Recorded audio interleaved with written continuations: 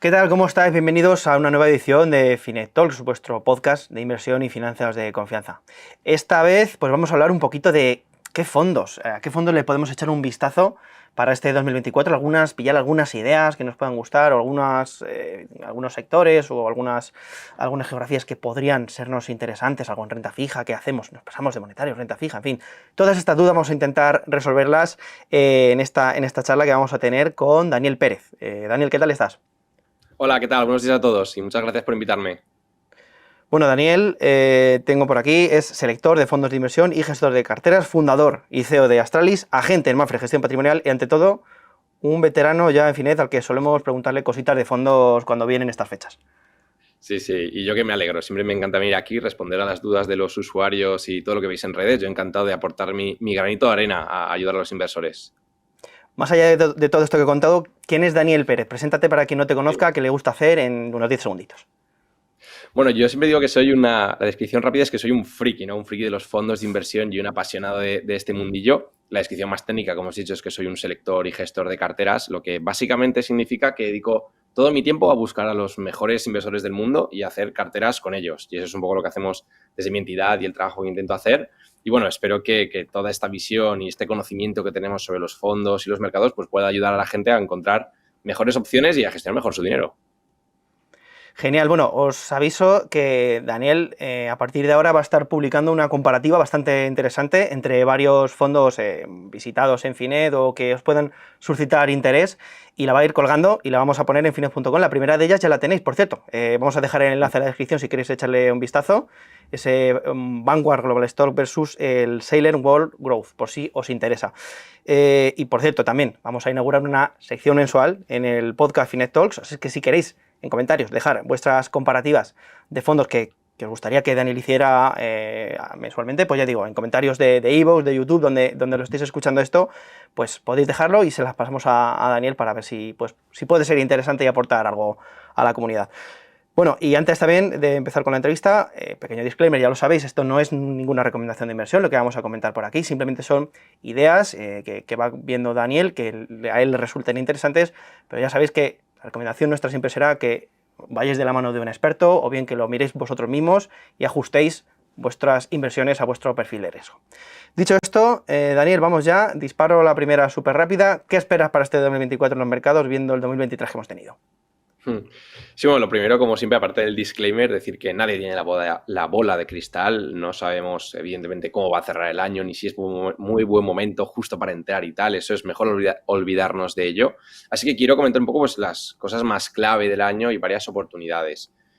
Una de las cosas más interesantes, una de las temáticas clave para el 24, creo que es el tema de la renta fija y de los mercados monetarios, que nos han dado pues muchas opciones que antes no teníamos. Hace unos años parecía que solo podías invertir en bolsa y poco más, y ahora con la renta fija pues tenemos muchas opciones, algo que además es especialmente positivo para los inversores más defensivos, moderados, o la gente que no vea clara la bolsa, ¿no? Que crea que pueda caer y tal. Pues bueno, son opciones interesantes donde tenemos unos fondos que ya nos pueden dar unas rentabilidades más que atractivas, y aparte de esto también nos pueden ayudar a añadir diversificación a las carteras, ¿no? Que sobre todo, como decía, para los perfiles que no tengan claro hacia dónde va el mercado o que quieren estar un poquito más tranquilitos, pues siempre viene bien, ¿no?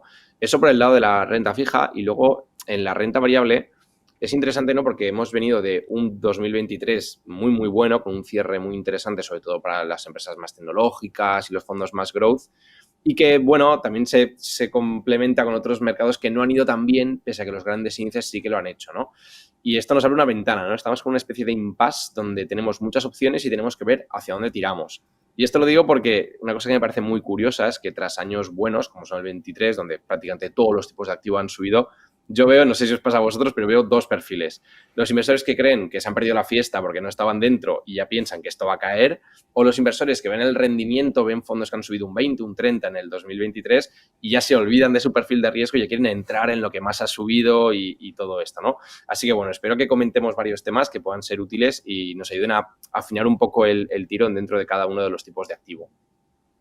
Viendo un poco el recorrido que ha tenido la tecnología, estas grandes tecnológicas, los siete Mm. magníficos y demás, ¿crees que puede seguir esto en la fiesta en 2024 o es momento de girar? Estoy escuchando últimamente el tema de las small caps, por ejemplo, que escucho a varios gestores, algunas personas que hemos invitado por aquí por Finet, que como se han quedado rezagadas respecto a las grandes empresas, que quizás podría tener cierto sentido ahora, o ¿cómo lo ves tú? ¿Ves así esa oportunidad o también siguen siendo arriesgadas por el contexto este de financiación más dura que tenemos, tipos todavía Ujú. altos, etcétera? Sí, son dos temas muy, muy interesantes y para mí has tocado dos de las claves de este año, ¿no? Principalmente los fondos growth. Mucha gente ya dice que si se ha perdido la fiesta, ¿no? Que si ya no queda recorrido y demás. Voy a contextualizarlo un poco. Muchísimos fondos tecnológicos y sobre todo fondos growth, por hablar un poco más en general, todavía no han vuelto a los máximos del 2021. Entonces, aunque han subido, ha sido un buen año, venimos de años muy malos. Venimos de un mercado muy negativo en 22. Entonces, bueno, digamos que aún queda cierto margen y contexto y yo no veo que esté acabado ni muchísimo menos. Y de hecho, mientras que estas empresas sigan generando beneficios y sigan creciendo, seguirán teniendo buenas rentabilidades. Lo que sí que quiero matizar, y te lo enlazo con la siguiente pregunta, el tema de los small caps, es que hay vida más allá de las 7 magníficas, que creo que ha sido una de las temáticas clave este año, y muchos fondos de los que más han subido prácticamente ha sido únicamente porque tenían estas empresas, ¿no? Entonces, yo creo que tenemos que mirar tanto en el tema de las tecnológicas o el growth como en el resto del mercado esta transición desde las más grandes, que es lo que ha funcionado este año, hacia algo más pequeñas. ¿Por qué? Porque realmente estamos en un punto, y aquí tienes razón con lo que decías de muchos analistas, en el que vemos que las small caps están en uno de sus puntos de infravaloración más grandes en la historia. De hecho, según la fuente, nos podemos ir al año de mayor infravaloración o por lo menos muy, muy cerca, ¿no? Es cierto que aquí los cantos de sirena están ahí, pero hay que tener claro que las small caps son más arriesgadas, son más volátiles y son más sensibles al ciclo económico. Entonces, aunque es cierto que hay perspectivas buenas, hay incertidumbres como el tema de los tipos de interés, si realmente van a bajar o no van a bajar, cuánto, incremento de tasas de impago y demás. Y son dudas y ese es uno de los motivos por lo cual este año no han tirado, en el 2023 no han funcionado también las mid y small caps, ¿no? Yo la verdad es que soy bastante fan de mirar estos mercados que lo han hecho un poco peor en el corto plazo los últimos años para ver si hay oportunidades. Y yo sí que creo que podemos tener una buena oportunidad en las small y mid caps. ¿Por qué? Porque me costaría ver otro año donde las empresas grandes, las big tech, suban un 20, un 30 y las small caps o empresas más pequeñitas no suban o incluso caigan, ¿no? Nos iríamos a unos niveles de valoración demasiado extremos y quizá no tengan sentido. Entonces, por tanto, para mí creo que tiene bastante sentido para los perfiles más agresivos o incluso moderados ir rotando, ¿no? De estas empresas grandes hacia ir añadiendo pues small y mid caps en las carteras. Entiendo bien el riesgo y entiendo bien dónde los metemos. Pero creo que puede ser una temática interesante, la verdad.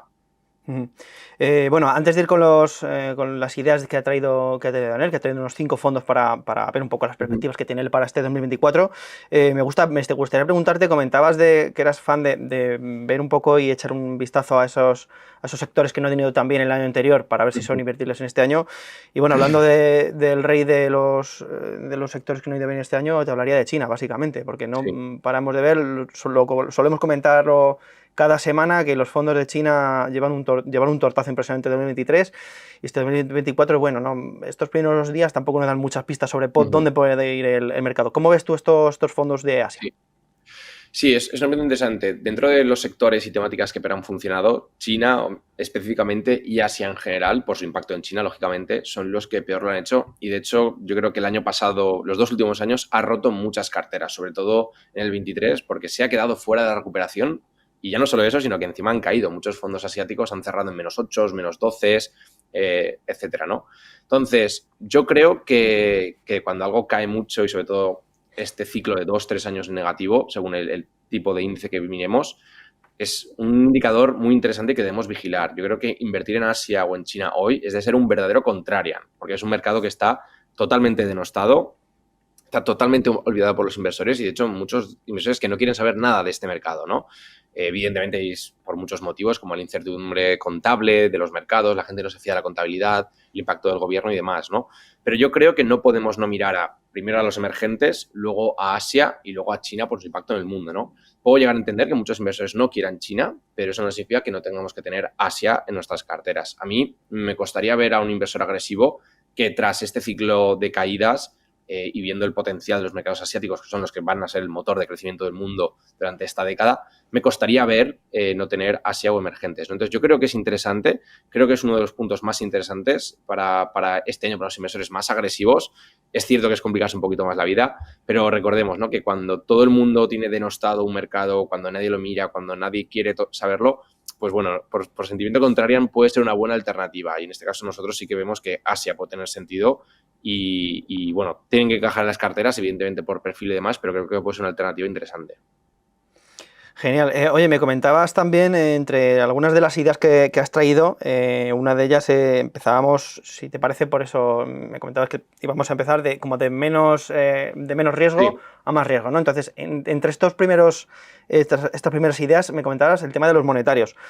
Viendo un Sí. poco, hoy por ejemplo, estamos grabando esto el martes, acaba de salir el tema de las letras del Tesoro a 3 y 9 meses, en rentabilidades mínimas desde junio, básicamente, o sea que siguen bajando por ahí.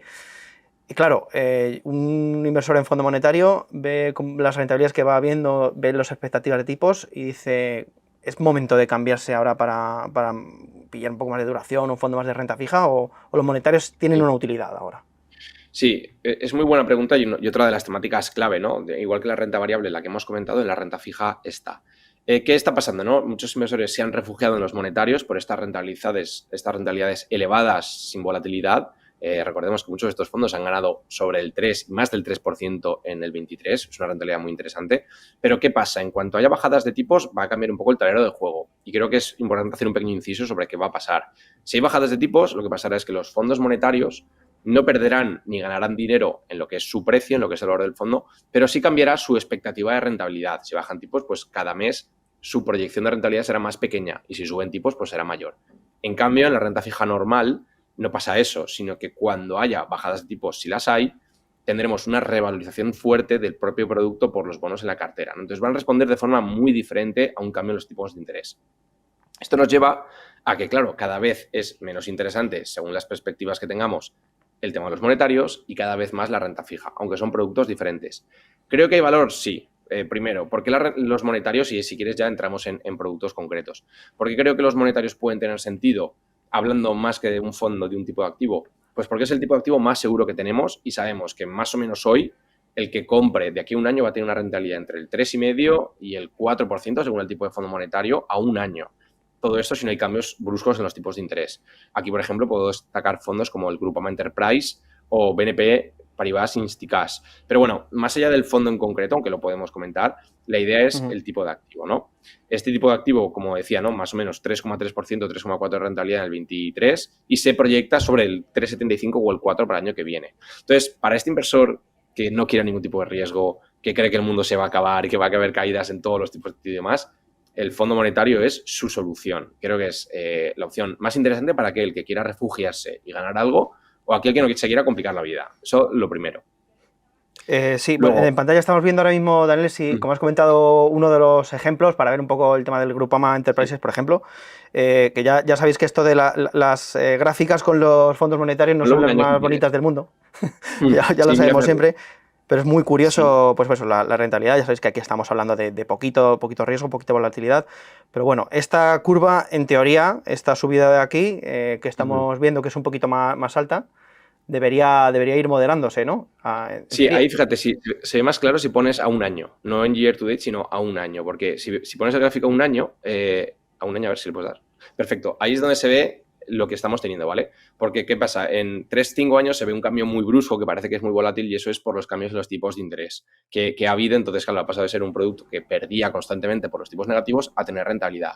En cambio, si lo aislamos a un año, que es lo interesante, vemos como es un producto sin volatilidad negativa y que su pendiente ha ido creciendo en función de los tipos de interés. Si los tipos de interés se mantienen, más o menos va a tener la misma pendiente. Si los tipos de interés cambian, veremos cómo va cambiando su rentabilidad, ¿vale? Es un producto un poco diferente, como veis aquí, efectivamente, todos los años en negativo y luego el 2023 en positivo porque fue el cambio en los tipos. Si no hay cambios en los tipos, podemos proyectar más o menos el mismo rendimiento para el 24, aunque realmente un poquito más alto, porque ya partimos de unos tipos más altos, ¿vale? Es que hay que contextualizar mucho el gráfico de este fondo, porque la gente piensa que es riesgo y de repente mucha rentabilidad por el cambio de tipos, pero no, es una rentabilidad constante.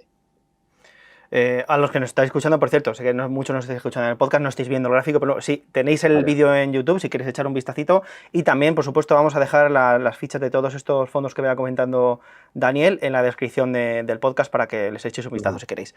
Vamos, si quieres, ya con otra idea que nos has traído, en este caso ya irnos más para renta fija, como comentábamos, de ir adquiriendo un poquito más de riesgo en este caso, sería aquí el M&G Optimal Income Fund. Sí, aquí sí que vemos evidente más volatilidad y la idea es comentar qué es, ¿no? El otro escenario que comentamos era bajadas o cambios en los tipos de interés, pues ya podemos monetizar y ganar dinero con estos cambios, ¿no?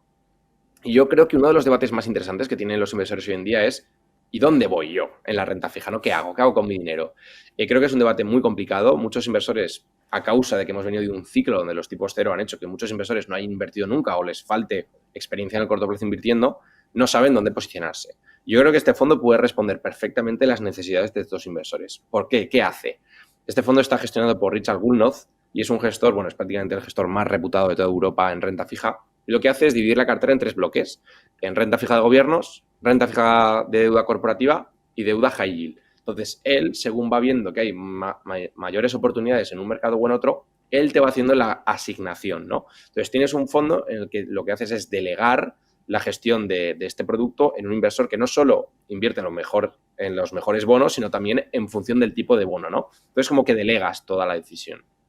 Entonces, creo que es un producto interesante para olvidarte de dónde ir y hacer cambios, porque el gestor lo va a hacer por ti y que ha generado en estos años, bueno, es un gestor con muchísima trayectoria, pero ya en el 23, como prueba de ello, creo que pasó por encima del 10% la rentabilidad en el año, si vemos la rentabilidad por fechas. Y bueno, es un dato que creo que es interesante. Entonces, para quien quiera ir un poquito más allá de los monetarios, incluso monetizar posibles bajadas de tipos de interés o simplemente que los tipos de interés se queden igual, ese fondo puede ser una alternativa interesante, aunque como veis en las gráficas, pues tiene más volatilidad y en los resultados anuales más volatilidad que un fondo monetario, que es otro producto completamente diferente. Nos comentaban hace poco, nos preguntaban, recuerdo en un podcast reciente, con el tema de posible bajada de tipo y esto que estamos comentando, ¿qué pautas dicen? Muy bien, vale, perfecto, yo tengo mi monetario y me quiero pasar este año con el tema de las bajadas a uno de renta fija. ¿Qué miro? ¿En qué me fijo a la hora de elegir esos fondos que puedan ir sustituyendo poco a poco esos monetarios para el que quiera, por supuesto, aumentar algo de riesgo? Sí, aquí hay que trazar, a mí me gusta decir que aquí hay que trazar una línea, ¿no? Desde lo que es el mercado monetario, que es el producto más defensivo que podemos tener en renta fija, hasta lo más arriesgado que podemos tener en renta variable, que podría ser, por decir algo, pues renta variable high yield en mercados emergentes, ¿no? Que es el más arriesgado que hay. Entonces, desde lo más defensivo que es el monetario hasta el punto máximo, hay muchos grises. Por ejemplo, se puede empezar con bonos de gobiernos, de renta fija de corta duración, de gobiernos, que es el siguiente paso más tranquilito. Desde ahí también hay fondos mixtos dentro de la renta fija que lo que hacen es mezclan bonos de gobiernos con deuda de algunas empresas y demás, como puede ser, por ejemplo, este fondo, el M&G Optimal Income que hemos comentado. Y luego tendríamos bonos corporativos y de mayor riesgo, ¿vale? A esto le tenemos que sumar tanto el tipo de renta fija, la duración, que básicamente es el impacto que va a haber en los cambios de interés, y la calidad crediticia. Entonces, esto es como echarle más sal, por así decirlo, al producto, ¿no? Pues si queremos un tipo de activo como bono de gobierno, lo podemos comprar a más corto plazo o a más largo plazo y con mayor impacto en los tipos de interés, o con mayor o menor calidad crediticia. Entonces, esa es toda la escala de riesgos. Yo, como comentaba, creo que los inversores tendrían que situarse más en medio, a menos de que sean capaces de entender cuáles son los riesgos de la renta fija corporativa. Porque es verdad que hay muchos fondos corporativos que han ganado mucho más este año y que se proyecta más, pero claro, tienen una volatilidad mucho más grande que muchas veces la gente quiere pasar de un monetario a un renta fija corporativa agresivo porque ve que ha ganado más, pero no entiende que realmente es como si estuviera comprando renta variable, ¿no? Entonces, bueno, hay que trazar esta línea, tener claro dónde nos queremos ubicar y ver estas perspectivas, ¿no? Que la duración principalmente es uno de los principales elementos que tenemos que mirar, porque a mayores duraciones, mayor impacto en los cambios de los tipos de interés. Pero bueno, como es algo bastante complejo, yo recomiendo a los inversores que se informen bien, miren los productos, si tienen un asesor que le consulten, porque es un mercado bastante complejo hoy en día, la verdad. Genial, pues nada, he dicho, la aclaración queda ahí, ya sabéis que yo intenté responderos, pero mejor que responda alguien como Daniel que alguien como yo, que también tengo la misma duda que vosotros al final. Vamos, si quieres, si te parece, con esa tercera idea. En este caso nos has traído un fondo el Capital Group, Capital Income Builder. Este sería un Sí. poco más para esos dividenderos, ¿no? Un poquito. Sí, sí, sí, efectivamente. Quiero traer, como sé que mucha gente está un poco, que tiene miedo, ¿no? No se fía de la renta variable, pero también quiere coger algo de la renta fija, está ahí en medio. He querido traer un fondo que creo que no es muy conocido y que me parece interesante para este entorno y sobre todo para la situación de mercado con muchos inversores con dudas. Básicamente se trata de un fondo que se dedica a generar rentas y esto lo hace invirtiendo un 70% de la cartera en su escenario neutral en renta variable con acciones de dividendo, única y exclusivamente, y el otro 30%, más o menos porque pueden ser flexibles entre la renta fija y renta variable con cierto margen, aunque este es el escenario neutral, por eso digo que es un 70-30, en renta fija de alta calidad, tanto bonos de gobiernos como bonos corporativos, pero de alta calidad. Entonces, ¿cuál es la lógica de este fondo? Mezclas dos tipos de activo que funcionan bien entre ellos, que descorrelacionan bien y que ambos están enfocados a generar rentas, pues tanto dividendo como bonos con una altísima capacidad de pago de deuda, ¿no? Entonces, tenemos como esta tranquilidad mental de renta variable de dividendo, también renta fija y aprovechamos la situación, y una cartera mixta que a largo plazo ha dado buenos rendimientos. De hecho, si no recuerdo mal, desde que se lanzó el fondo, el americano, no la versión europea, creo que ha ganado más de un 9% anual con esta estrategia, que está muy bien al ser renta variable más defensiva y añadir renta fija. Creo que es algo bastante interesante y también para estas personas que quieran pues dividendos y este toque más de valoraciones más prudentes, ¿no? Porque tiene también este toque value con una parte de la cartera y demás, que creo que es una opción mixta, pues bueno, que puede encajar a mucha gente. Genial, vamos ya con otra de tus recomendaciones clásicas. Esto ya me lo sé porque este es un clásico. Asocio Daniel Pérez casi igual a Silent World Growth, porque es verdad, es un fondo que sueles comentarlo siempre por aquí, que te suele gustar bastante. ¿Por qué te gustaría también para este 2024?